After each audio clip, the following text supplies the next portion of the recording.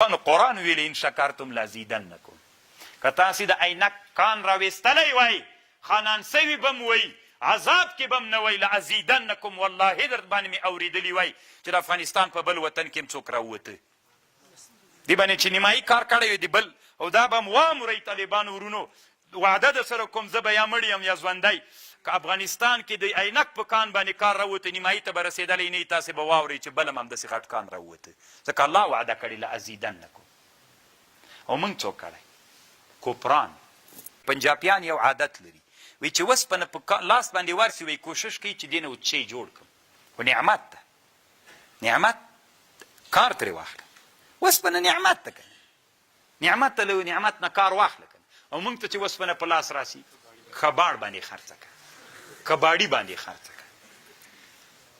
دا خو مې یو معدن درته خو د 1.5 سل انسانانو فقر تر 1.5 لک انسانانو فقر ورک سو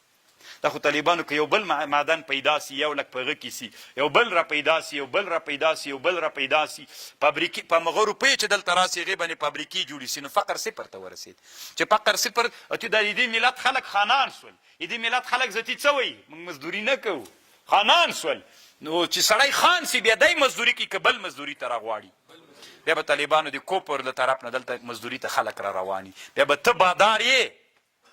اوس ټول افغانان په ټولو وطنونو کې نن بېچارهګان څوک دي غلامان و مزدوران دي د خلکو چا په سعودي کې څوک په دوبۍ کې څوک په ایران کې ایران داسې ظلم را باندې کوي او ایران داسې کوي د ما تا خپل لاسه ان الله لا یغیر ما بقوم تا کله په قرآن ان الله لا یغیر ما بقوم حتی یغیر ما بانفسهم ته دا ملت بډایه که که نه چې دلته موږ ټول خانان سو بیا موږ کار کوو